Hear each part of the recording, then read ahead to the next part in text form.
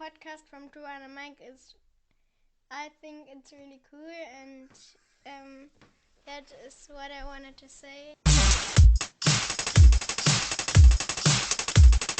Two and a mic.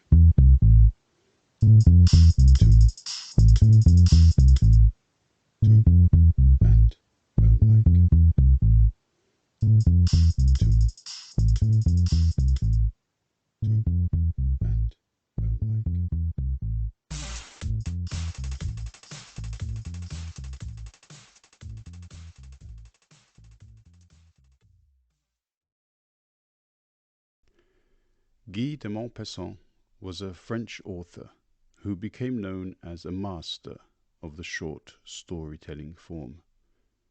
He was born in 1850 near Dieppe to prosperous bourgeois parents. At the age of 11, Guy experienced the difficulties his mother went through to obtain a separation from her physically abusive husband, his father. She was successful in so doing, and her son stayed with her. She became the most influential figure in his early life. At school, he met Gustave Flaubert, a leading literary realist of the time, and on one occasion Guy even saved him from drowning. After the outbreak of the Franco-Prussian War in 1870, when Guy enlisted as a volunteer, he moved to Paris to become a clerk in the Navy Department. Flaubert took Guy under his wing and guided him through the early stages of his career in journalism and literature. His access to this elevated art scene allowed him to meet other notables at Flaubert's home, including Émile Zola and Ivan Turgenev, and many other proponents of realism and naturalism. He was also notable, along with Alexandre Dumas, in not liking the Eiffel Tower. He ate in the restaurant at its base, so that he did not have to look upon it. He wrote his own epitaph: "I have coveted everything, and taken pleasure in nothing." Bellflower by Guy de Maupassant. How strange are those old recollections which haunt us without our being able to get rid of them. This one is so very old that I cannot understand how it has clung so vividly and tenaciously to my memory. Since then I have seen so many sinister things, either affecting or terrible, that I am astonished at not being able to pass a single day without the face of Mother Bellflower recurring to my mind's eye, just as I knew her formerly long, long ago, when I was 10 or 12 years old. She was an old seamstress who came to my parents' house once a week, every Thursday, to mend their linen. My parents lived in one of those country houses called chateaux, which are merely old houses with pointed roofs, to which are attached 3 or 4 adjacent farms. The village, a large village, almost a small market town, was a few hundred yards off and nestled round the church, a red brick church, which had become black with age. Well, every Thursday Mother Bellflower came between 6:30 and 7 in the morning, and went immediately into the linen room and began to work.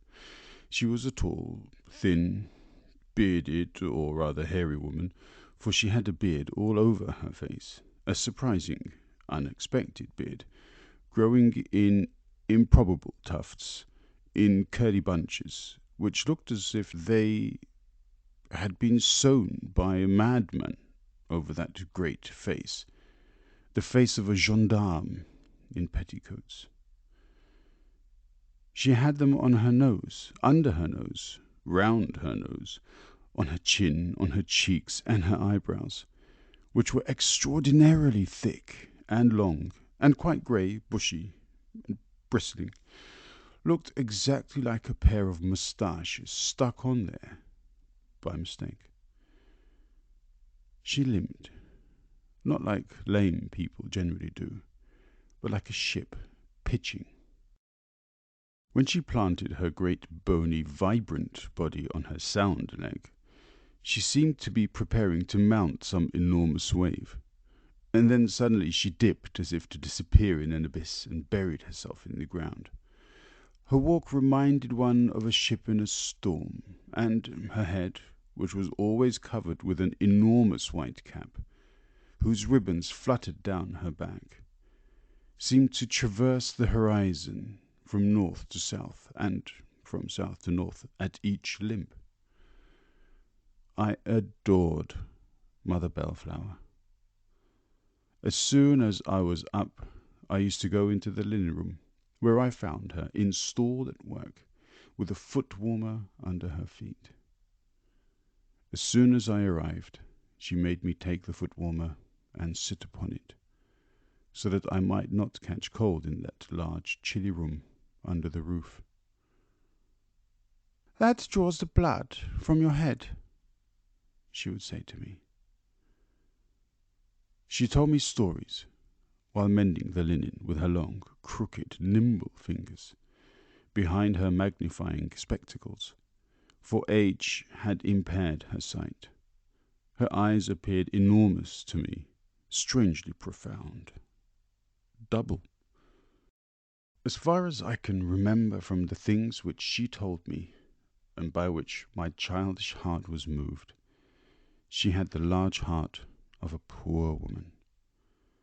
She told me what had happened in the village, how a cow had escaped from the cowhouse, and had been found the next morning in front of Prosper Mallet's mill, looking at the sails turning, or about a hen's egg which had been found in the church belfry without anyone being able to understand what creature had been there to lay it, or the queer story of Jean Pillar's dog, who had gone 10 leagues to bring back his master's breeches, which a tramp had stolen while they were hanging up to dry out of doors after he had been caught in the rain.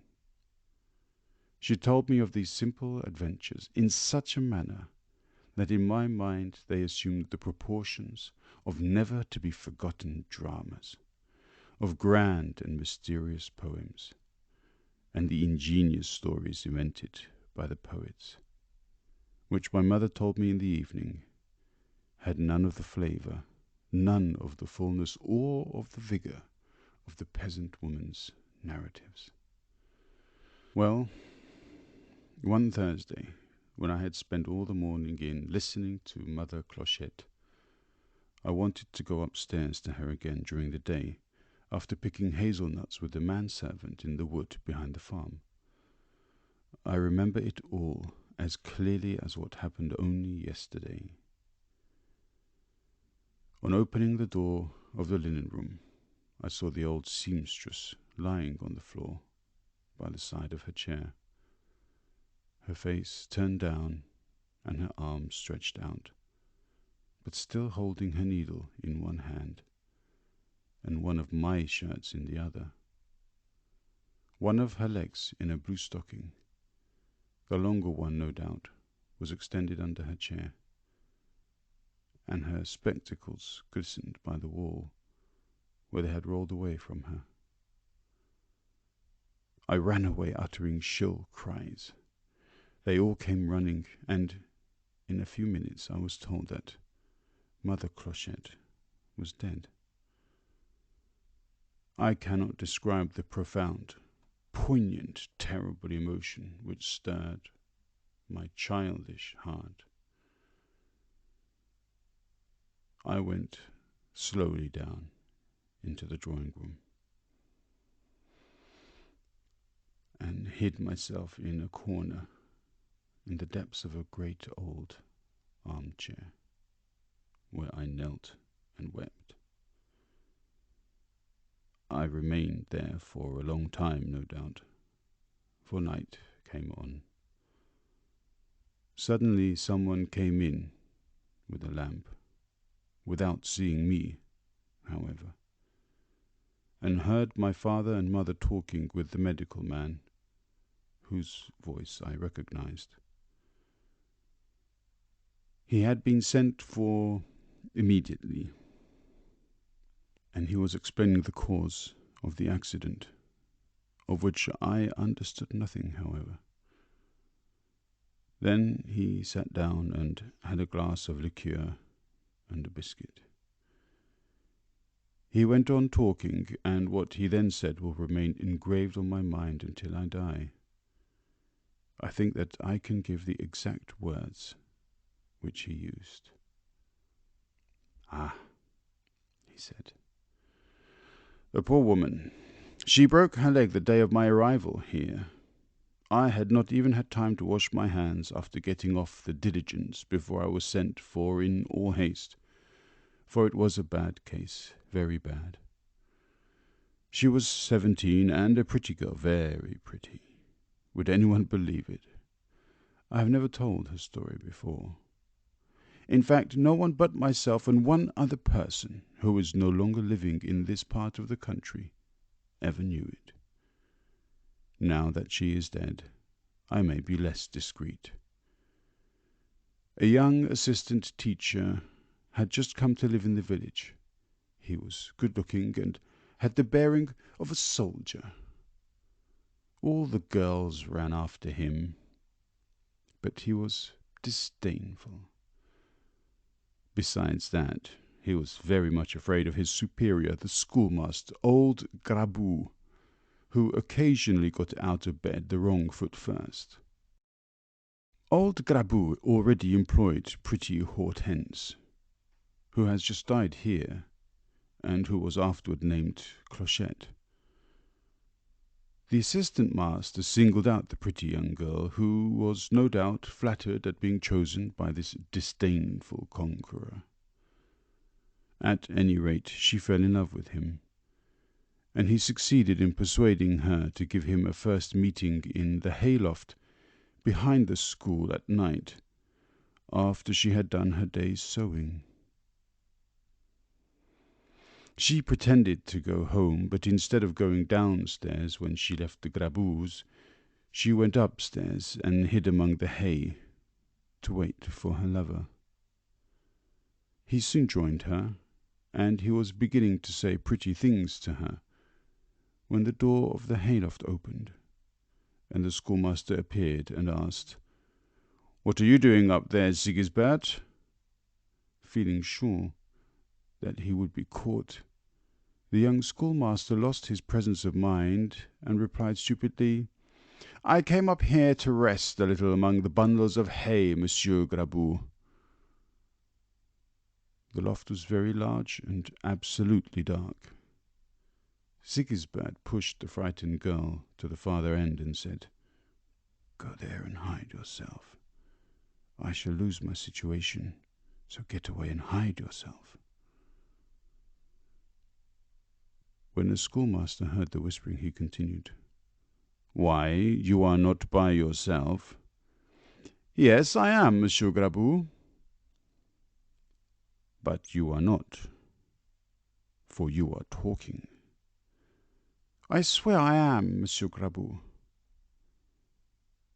"I will soon find out," the old man replied, and double-locking the door, he went down to get a light.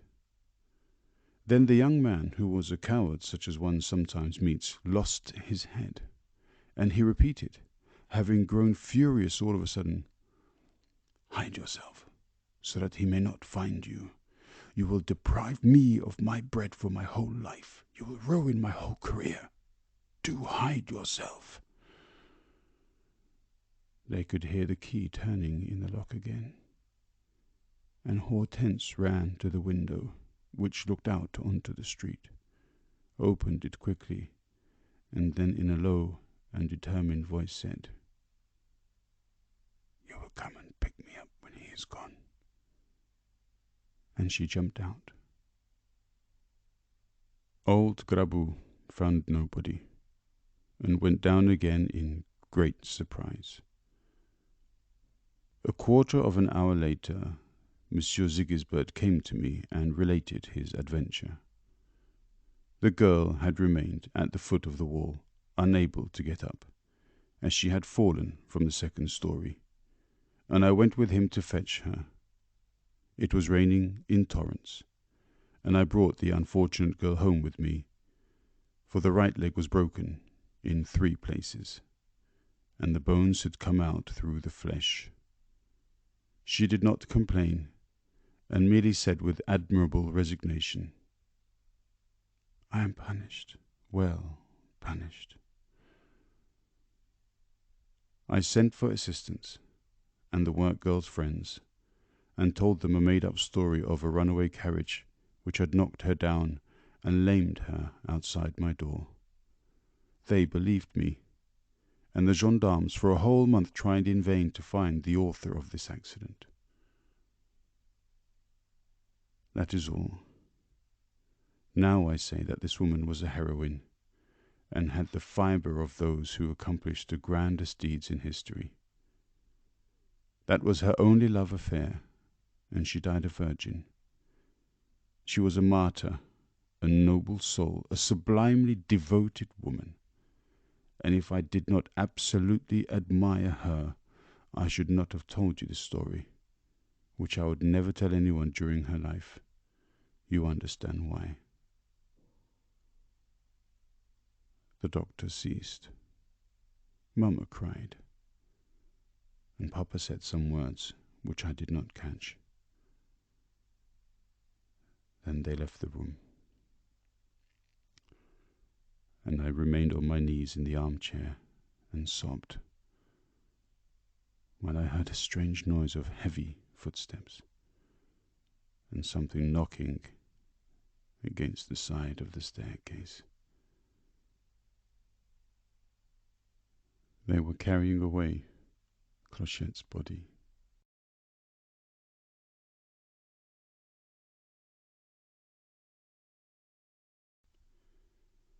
Bellflower seems a very personal story in some ways. The main character is struck by a powerful recurring memory of a tragic event that echoed in his mind, not only for having experienced it himself, but because it allowed him to hear a tale from many years earlier that made him reflect so deeply upon some of his prejudices. There is a depth of reflection in the telling of what befell the young Hortense, how she so quietly and sweetly accepted her fate, despite all that could have been expected of her to have enjoyed. Her loss for having never experienced love, love-making, maternity, or the sense of being needed by someone so completely and unconditionally in love. This sense of injustice always reverberates around my mind, because I am minded of the words of Tennyson. It's better to have loved and lost than to have never loved at all.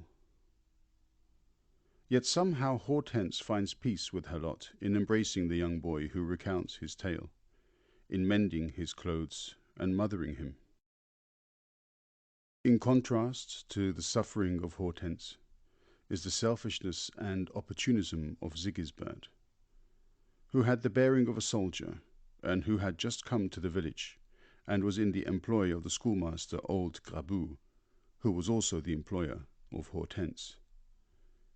Sigisbert, in looking to take advantage of the lovely young girl, was caught in the hayloft, and rather than accepting the consequences of his actions, shooed Hortense to find a way out that would protect him from punishment. Her immense inner strength and inner beauty allowed Hortense to have chosen to save him, to not cry out over her severe injuries, and to wait for him to return, speak volumes of her and very little of him. The story seems to speak in some part of de Maupassant's life, his youth living in a chateau, the abuse visited upon his mother, her strength of character, his having been raised with an influential woman to care for him. The style of language is immediately familiar. For example, she limped, not like lame people generally do, but like a ship pitching. When she planted her great, bony, vibrant body on her sound leg, She seemed to be preparing to mount some enormous wave, and then suddenly she dipped as if to disappear in an abyss, and buried herself in the ground. Her walk reminded one of a ship in a storm. On the other hand, the language was very effective in its simplicity and cutting in its directness. It was raining in torrents, and I brought the unfortunate girl home with me, for the right leg was broken in 3 places, and the bones had come out through the flesh. There are many thoughts to reflect upon, so many elements that speak to me of modern times even. Whenever I read something hateful, ridiculous, or offensive in its misdirection and dishonesty on social media, for example, I don't always respond. I don't always scream out in pain.